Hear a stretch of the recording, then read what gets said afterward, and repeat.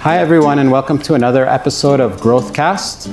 I'm Bassem El Gouabi from Grassroots Multimedia, and I'm here with Anjana. Hey, how you guys doing? So today we're here with Haig. Hey. So for those who doesn't know, can you tell a little bit about yourself and what you do? So I'm Haig Dorian, and I have this beautiful showroom here on Preston Street called Form Furniture. And we mostly do customizable Canadian-made furniture, mostly built either in Montreal or Toronto. And you should come and take a look. So you chose to build a business in the furniture industry. What inspired that decision, and why furniture instead of any other business? So a couple of things. I studied industrial design in Italy, and a lot of the stuff we were designing was furniture related, or things that would go in the house. And so I liked space management as a whole. And then when I was here in Ottawa, my best friend owned a furniture store, and then he moved back to Montreal, and his store basically moved there. And after a year or two, he told me, why don't you open the store here in Ottawa, the store that he had moved to Montreal. So that's what I did in 2014. It's really like the place is really cool. Like it. Thank you. Yeah. You know, we started this GrowthCast to also inspire up and coming entrepreneurs. Mm-hmm. In Little Italy, there's a lot of kind of, it's not a lot of chains, it's a lot of like mom and pop stores or people, stuff boutiques. Like that. Boutique shops. And Yeah. so many people, dream of becoming entrepreneurs. In your experience, what's the biggest misconception people have about running a business?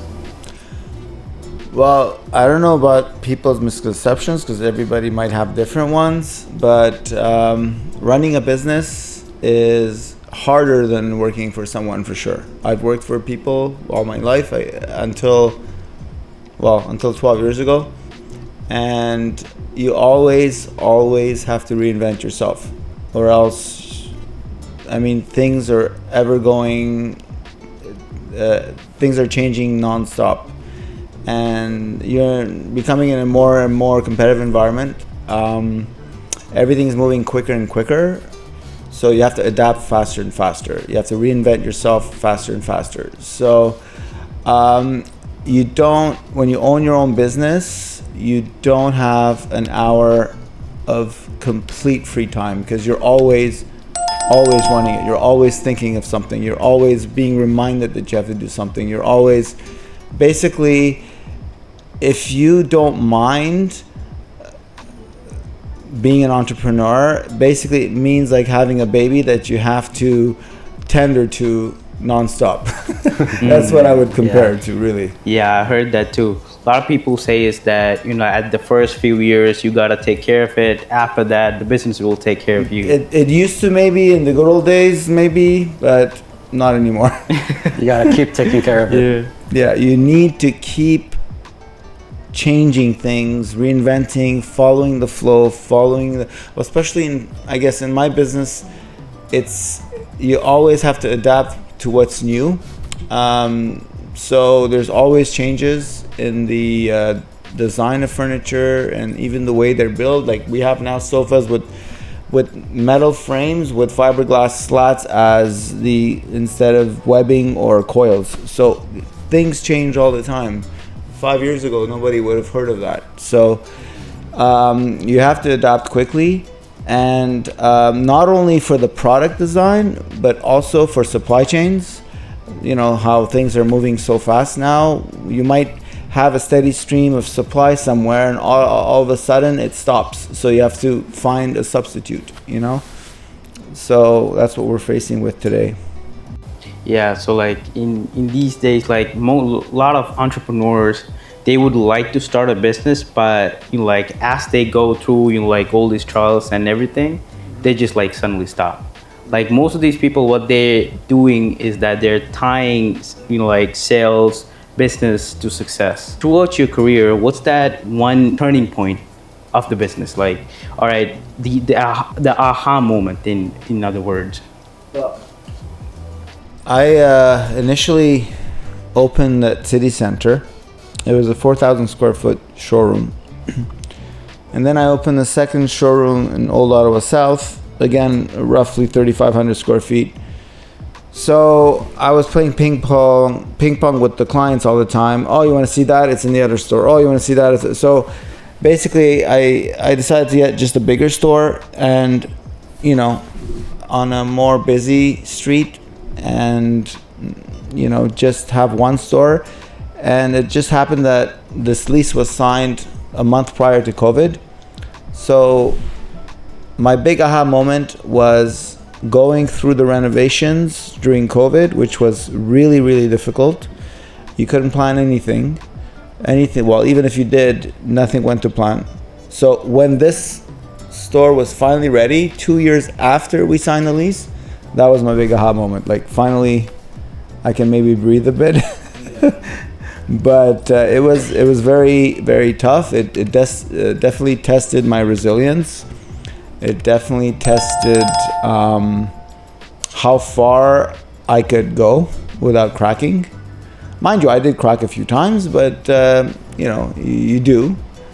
But I'm just glad it all worked out at the end. So that was my big aha moment, when it does work out and you're proud of yourself because you didn't give up when it was easier to just give up. Yeah, I like that. Yeah. So you mentioned that you had stores in different locations, and then you had this opportunity in Little Italy itself, right? Yeah.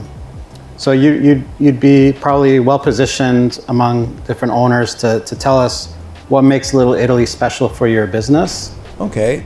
So now I like Little Italy just because it has its charm. The restaurants here, the people here, it's a small community, people know each other. It's you know, they talk about each other too. Oh, this and this, that, this and this, you know, it's kind of like a family. Then we have all these events in this neighborhood, you know, the Italian Week, the Tulip Festival. We have tasting sessions for the restaurants. So it's cool. We have a comedy club here. There's a lot happening. So it's fun to be around. Like when I'm upset, let's say, at something, I'll just go for a nice walk around here and then it'll just change your mood, you know? And why a furniture store in Little Italy? Well, in a way, the building itself made me want to take it just because of the way everything was structured in the building. Even though I had to redo a lot of the interior, it's hard to have somewhere central where you have a proper dock, proper warehouse, and parking for clients. It's very hard to find, you know?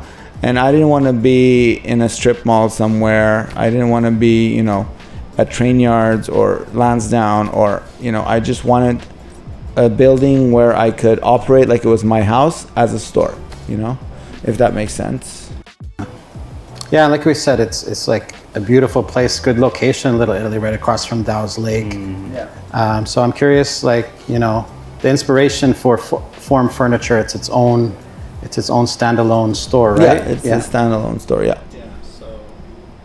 But we do have exclusive products that we design ourselves. We do have sofas and accent chairs and dining tables that are like you can only find here. Like, it's our own designs. We don't personally build them, but we design them and they're built to our specs, and you can only find it here. So I guess there's many reasons why people should come into Form Furniture versus your box furniture store, right? Well, the main reason I would say to go to a boutique store, not only my store, but in general, a boutique furniture store instead of a big box store, the level of personalization that we can do, because furniture is a personal thing. Furniture is not like buying a car. Like, people say, yeah, buying a car is also personal, but at the end of the day, you probably have 100 models and makes like 100 models in Canada sold right now, if not maybe 120, you know. But when you're just a single sofa, there's millions of models. No joke. Like, there's millions of models of sofas that you can buy worldwide and you can buy here in Canada. But within each sofa, you have so many possibilities for seating options. If it's feather, foam, memory foam, foam density, different arms, different, not only the widths of the arms, but different shapes of the arms, different seat depths within each sofa. You might have different seat depths. So don't let me start with fabrics, because then you have also thousands of them, and then same thing with leather. So it's just you can really personalize it. You can have contrast stitching if you want. You can have a two-tone sofa. You can have, and within each sofa you have so many, it's a spreadsheet with all the different pieces within that sofa line, like, configurations. So, and I'm just talking about sofas. You have dining tables, you have coffee tables, like it's just, so the level of personalization that you get in a boutique store is nowhere near you would get at, let's say, Leon's or The Brick or whatever. And the people here, usually they know their products. They're very well trained on their products, and they're even trained by the factories. So they know what they're talking about, in the sense that, and we usually showcase things that we believe in. We don't showcase just anything. We put products that we would buy ourselves, quality wise, maybe not design wise, because design is very personal. So I can't only put stuff that I like here, because I would only, be selling to people that are exactly like me. But you do want to put something that will last. And when people are paying the money that they're paying, I don't want them to call me in 2, even 4 years saying that, I need this and this because something broke, Right. If that makes sense. That makes sense. Yeah, I mean, I can tell that you're passionate about what you do, your business, and you don't always get that from, like, let's say one of those, not to knock the box stores, because, there's a clientele for that, but it's like, there's employees that come and go sometimes for those stores, and they don't have that level of knowledge of the products. So. Well, that's another thing. On the average, the people working at boutique stores stay much longer. They don't have that turnaround. Like the staff that works here, Martin's been here since the store has been open, 5.5 years ago. Chris was here even before the store was open. The other stores, it was 7 years. And Paulo, who just moved in from Brazil 3 years ago, has been working here since he moved in. So, I mean, people tend to stay. And when it's a boutique store, you kind of like, you're also a family here, it's not just punch in, punch out, you're actually a family. Right. We cover each other's behinds, let's just say, and, if someone needs an extra helping hand with something, or he's not gonna come that day, or whatever the case, we're there, right? Yeah. Just stay. One more question about Little Italy for you. We were asking our previous guest about the evolution of Little Italy, and we were talking about the big condos that have been going up. So where do you see it going, and how do you see it affecting your business? Well, I'm pretty much only here 5 years, so the evolution that I've seen hasn't been much, besides having a new coffee shop across, and then the Korean restaurant across me, what used to be an Indian restaurant, and the vape used to be something else, cannabis, I think. But I mean, apart from that, I haven't seen much evolution, because I've only been here 5 years. But what's really going to change, I think, Little Italy, and my side of it, like where my corner is, I mean, the hospital, obviously, once the hospital is built, you're gonna have a lot of people walking around, much more, because that's gonna be a mega hospital, right? And I know they're building 2 more huge towers here, but by the time that's done in the hospital, it's probably another 8 to 10 years. But I think it's gonna be more dense, so you're gonna have more pedestrian activity in this area. The other part of Little Italy, where it starts, I don't see it changing much. I don't see any upcoming towers there. But there was talk of where the Heart and Crown is, where that big parking lot is. There were talks of building big towers there too. So I don't know. But it's going to densify. It's definitely going to densify. And I think it might be the densest area in all of Ottawa here. Right. Right. Yeah. I mean, would you like to see more, like, our other guest was talking about, there's a lot of restaurants on this street. Would you like to see more kind of different types of businesses as well, like more retail? Well, come to think of it, restaurants, yeah, they have evolved because there used to be mostly Italian restaurants here, but now you have everything. You have a Pakistani restaurant, you have Indian restaurant, you have a Vietnamese restaurant there, Korean in front of me, a Greek restaurant. So it is, definitely evolving in that sense. And I like that because, I don't want to eat Italian every day, Even though the place on the corner, there's several good Italian. Yeah, yeah. Obviously, you're in Little Italy, right? Yeah. Yeah, but yeah, there's several nice ones. Yeah.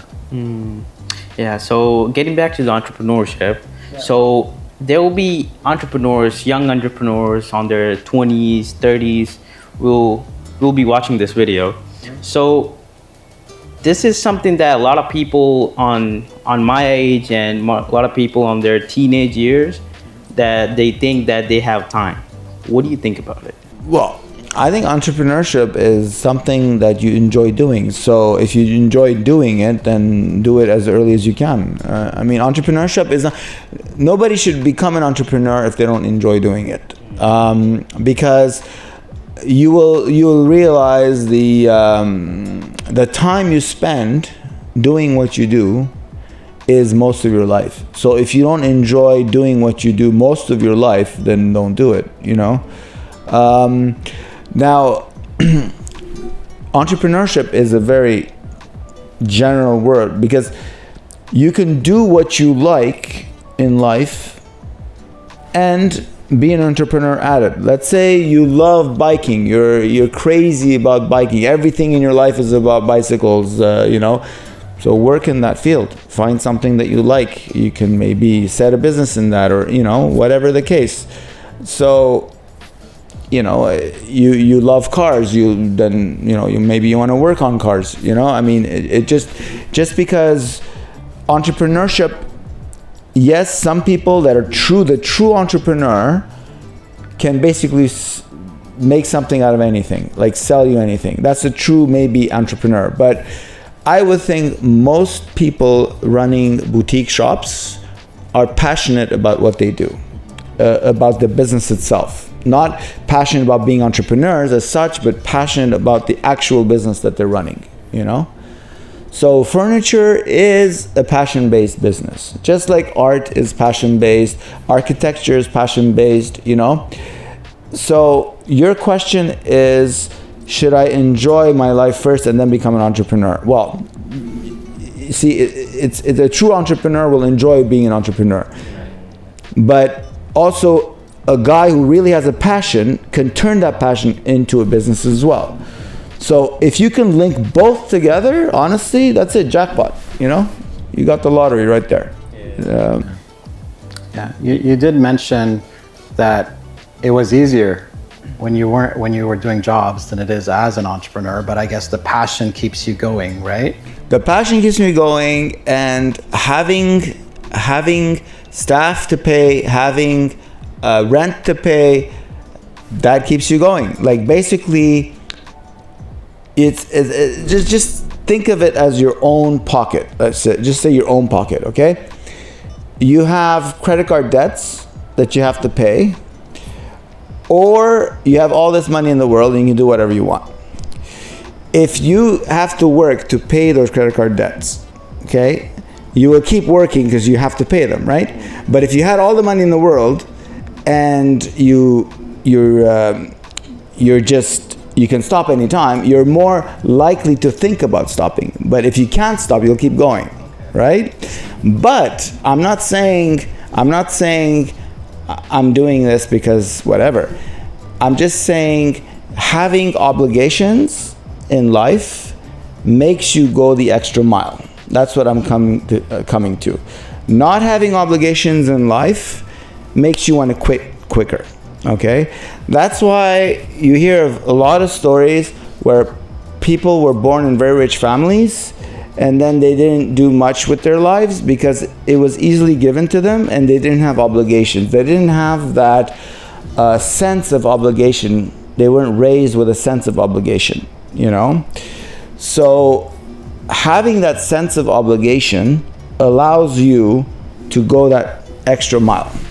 Yeah. So, I mean, what you were just saying, like that sense of obligation and the reason for being in business, like, you know, sometimes people, they play with a safety net, and maybe that could take away from, you know, sometimes they say, you know, like I think Will Smith said it in an interview. He's like, I don't have a plan B because it will take away from my plan A, you know? Yeah. Does that ring true to you? Something like that, or? That is also true. It's not, if you really need to succeed in something, you should never have a plan B. Because you only have a plan A, which is succeed in what you're doing. That's true. I believe in that. And what I meant from obligation is the thing with obligations is we give the extra mile. We love our business. We do everything we do for clients to make sure they're happy. But at the end of the day, having obligation, I think, is important because it gives you that ground. It grounds you. And I always believe, I studied finance initially, and I always believe in entrepreneurship, the people that grow the most are the people that take loans. You cannot grow a business without taking loans. It's important to take loans, and the more you can take, the more you can grow. The old school people, no, pay everything cash, don't take loans. You cannot compete with the big people if you don't take loans. And that's what the big people do.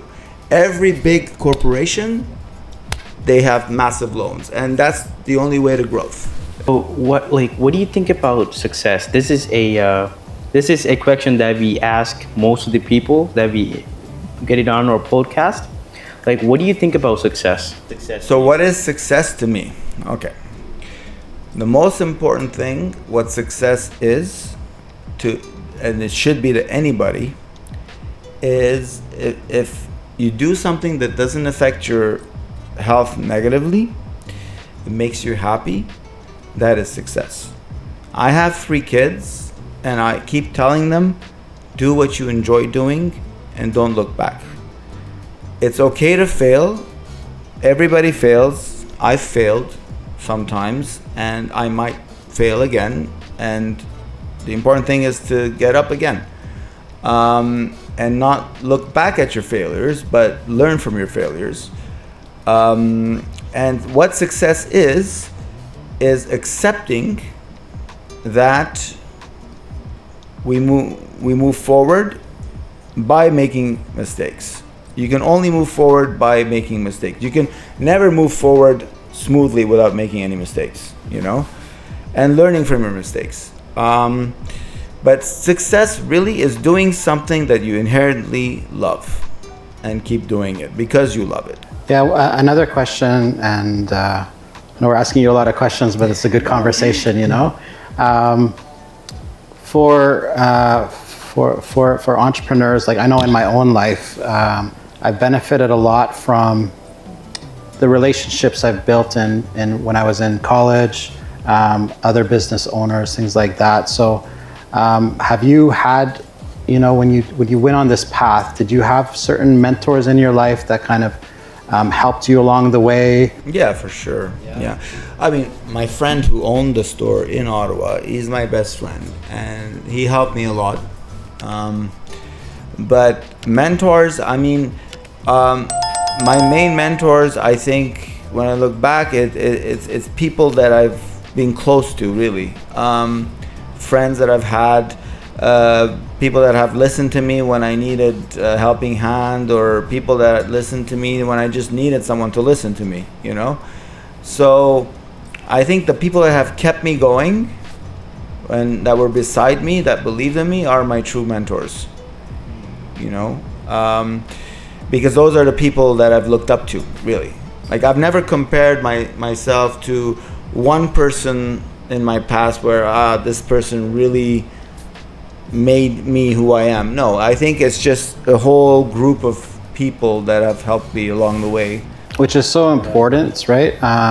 because like there can be the flip side when you're going on the path of entrepreneur. I don't know if you've had this experience, but I've had it a little bit sometimes where, you know, we're in a government city and stuff like that. So it could be family or friends might tell you to, maybe it's good to go the safe path, you know, get a government job, things like that. Or sometimes entrepreneurs, they're told that, you know, their passion is a bit delusional sometimes, things like that. So have you experienced any of that? The thing with my first job out of university, I studied finance at McGill first. In '96 I graduated. My first job was a government job, and I lasted 8 months. Government jobs are not for everybody. A person who has entrepreneurship in him, I don't know too many positions in the government where he would be at ease and he would be comfortable and grow, because there's too many parameters you have to follow, there's too many restrictions, there's too many, you know.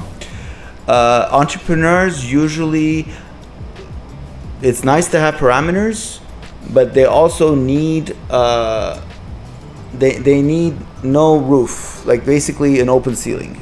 They need to know that they can grow exponentially, you know, and that allows them, that gives them that drive, you know.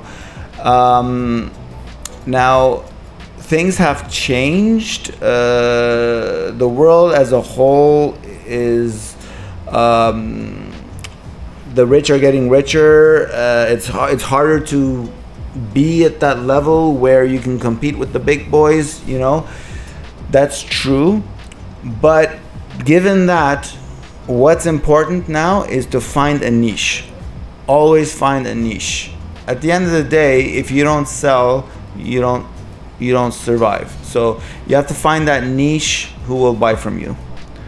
And that is the only way to start some. It doesn't mean you have to start big. It doesn't mean, I started with only $70,000, which is a joke today, you know, back in 2009. You don't need that much money to start. You just have to find your niche. One last question. So again, we ask this everybody. Yeah. So if you had the opportunity to sit down with your younger self, what advice would you give him? I would basically be less spontaneous in my life in general. You know, study things further. You know, never answer somebody until the following day. Sleep. You know how they say, I wanna sleep on it. I realize how important that is. You know? So I'm talking about myself, obviously. I wish I was a bit less spontaneous for certain things. Thank you so much for this interview today. It's a pleasure. Yeah, I think our audience is really going to benefit from you know, your real lived experience in business and in life. So thanks again. Thanks everyone for tuning in to the GrowthCast. Today we had Haig Durian with us from Form Furniture here in Little Italy. It's a beautiful space. I'd encourage anybody to come in and take a look and meet Haig and meet his staff. And we'll see you next episode. Thank you.